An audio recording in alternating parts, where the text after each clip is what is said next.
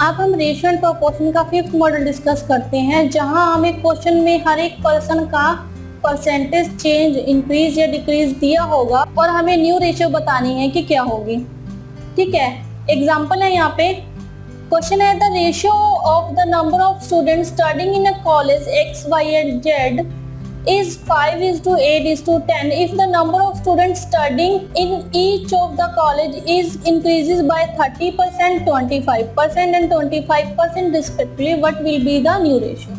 किसी XYZ college में student है जो स्टडी कर रहे हैं, उनका रेशियो दिया हुआ है हमें 5:8:10। जो स्टूडेंट कॉलेज में स्टडी कर रहे हैं उनमें इंक्रीज हो रहा है स्टूडेंट्स का 30%, 25% एंड 25%। हमें न्यू रेशियो बताना है कि क्या होगा। तो हमें क्वेश्चन में x/y/z दिया हुआ है जो कि 5:8:10 और हमें उनकी परसेंटेज दी हुई है जिस परसेंटेज से वो इंक्रीज हुए हैं स्टूडेंट्स। तो हमें न्यू रेशियो फाइंड आउट करनी है।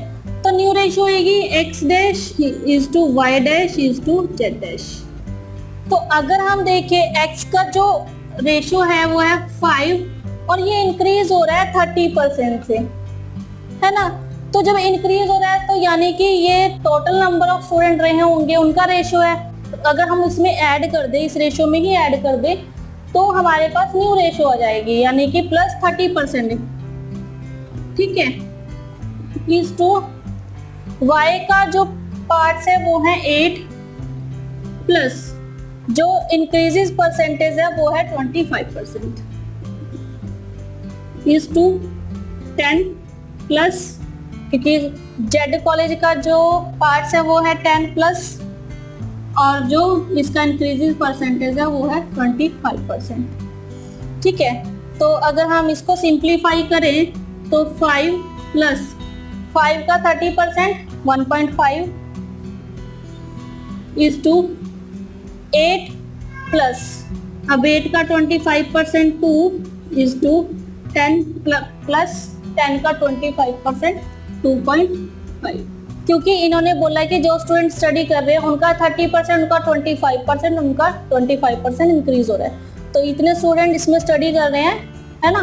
तो हमने डायरेक्ट ही जो हमें पार्ट्स दिए हुए हमने उनमें ही इंक्रीजेस परसेंटेज को ऐड कर दिया और उन्हें सिंप्लीफाई किया। तो अगर इसकी वैल्यूज देखें तो ये आएगा 6.5 इज टू 10 इज टू 12.5।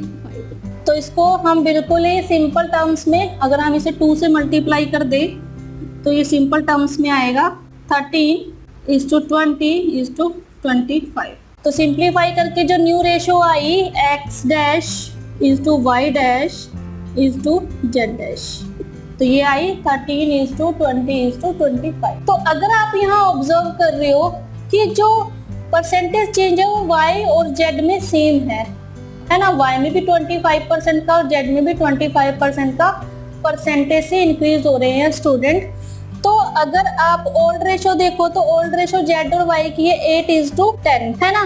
तो अगर हम इसको सिंप्लीफाई करें तो ये होगी 4:5 y की, और z की अगर हम देखें तो 8:10 है। इसको हम सिंप्लीफाई करें तो ये होगी 4:5। और अगर हम न्यू रेशियो देखें तो ये 20:25। तो जो y डैश और z डैश है तो ये है 20:25। अगर हम इसको सिंप्लीफाई करें तो ये भी आएगी 4:5।